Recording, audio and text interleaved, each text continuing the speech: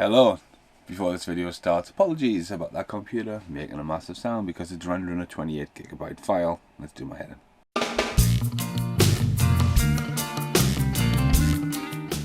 Okay, a while ago I did a review, Rant Random. It's one of the earlier ones actually for Xmen Apocalypse. Seen Days Gone when it first came out on Blu-ray. Do have that. Haven't revisited that, and Dark Phoenix is out since. And I don't have all the X-Men, even though you can get the box set quite cheap. You kind of pick these up quite handy. Now I didn't have this when I did Apocalypse Now. I picked this up. I think it was probably a boot sale. It was unopened. I think it was 50 pence. It's one of those triple player ones where you don't have digital code. The digital code's actually on the disc and stuff, which is pretty cool. I prefer that, but again, a bit of paper with a code on. That's what they probably would like to do. But anyway, so. I quite enjoyed the original X-Men. I thought the third one was a bit of a letdown. I think the departure of Bryan Singer. And was it Rob Cohen? Was it the director of Fast and Furious? No. It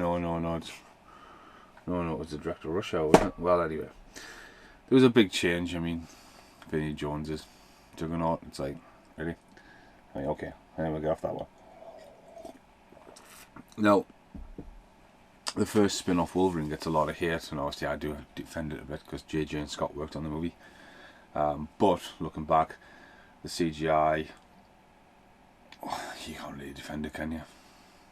I mean, Deadpool even has that. But again, it exists in the universe, and it's great that Deadpool has a lot of tongue in cheek. And I think with Fox, I think they've done a good job of this, like revisiting it there. You know, I've watched it, and it's good how they bring the characters in. It's the origin story of Magneto and Professor X, and you know, it's really well cast.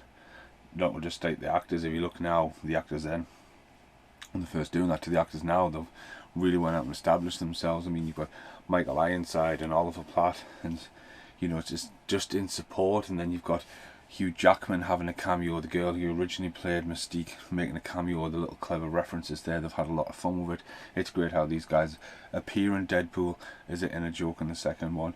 And obviously since this has been a big hit, we've had Days Gone, which gets really confusing, but then we had Apocalypse Now, and then Apocalypse, but I haven't seen Dark Phoenix. But for this as a movie, special effects look really crisp. Kevin Bacon's a great performance. It shows you where the helmet comes from. It has that 70s, but it doesn't throw it in your face like Austin Powers kind of thing. You know, it simplifies like the rise of the mutants and stuff like that, and the Cuban Missile Crisis and stuff. It's really well done, I thought. You know what, like, it's really enjoyable. Nicholas Hoult, you know, becoming the Beast and stuff like that. Again, classic characters, and I remember as a kid seeing them, especially the games and stuff like that. But you know, like when the movie comes, I don't know why I'm doing this now. I just really sat there and enjoyed it, even waiting for this computer to master. Ian Fleming, obviously, Nightcrawler was a big part of X-Men 2, then just disappeared. I know I think he's in the new one, isn't he?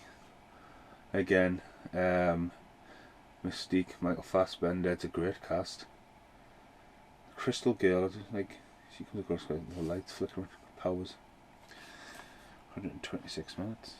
Didn't even realise he was standing there with his hand on it. It's first class. That's class. I enjoy it. It's good. I think the end scene as well, when I prefer Magneto. That should have been like the post-credit thing, but they should have went for that. Really, that was a bit weird. But no, some really good effects.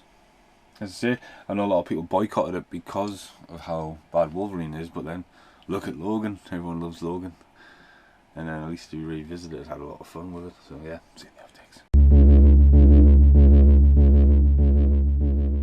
Now, here in the outtakes, I've been watching a lot of films recently and not have time to do review Rant Randoms because I'm literally multitasking multiple things. For the last couple of nights, I've watched Just Go Over It and The Score. I generally thought this was I thought these were off to South Africa, and that's the Drew Barrymore one, isn't it? But I thought it was quite a funny comedy. Obviously, the highlight bit is when the guy's laughing. What's he doing? He's laughing. He's going, ah! It's got some witty, funny comedy in it. Ooh.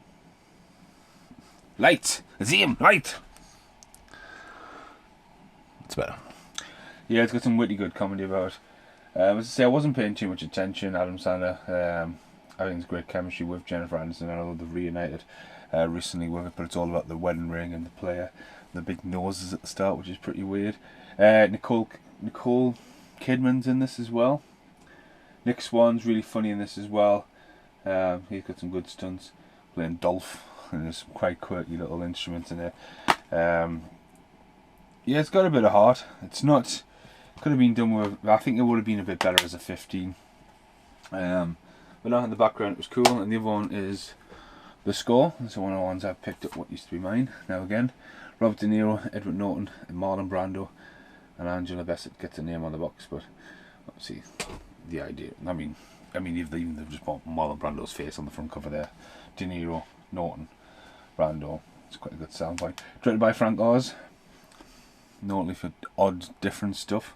I'm sure he did Little Shop of Horrors. Did he do Little Shop of Horrors? Is that available for me just to grab? It should be. It's not. It's not at my disposal of just grabbing.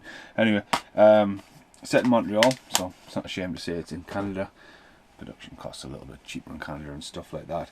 Edward Norton turns on the handicapped kind of idea of, like, you know, casing a joint and stuff like that. He just pull it off well. I mean, you either love or hate Edward Norton. Something about Edward Norton to me personally just rubs us up right. He's great in that actor that he's just one of the ones who just wants stuff, but doesn't come off as a likable character. But anyway, Robert De Niro was a smart ex-con, owns a jazz club, and basically they find the scepter inside of this table leg, and it gets contraband, and then they've got wood lights, and then they don't know what to do with it, and it's getting burnt.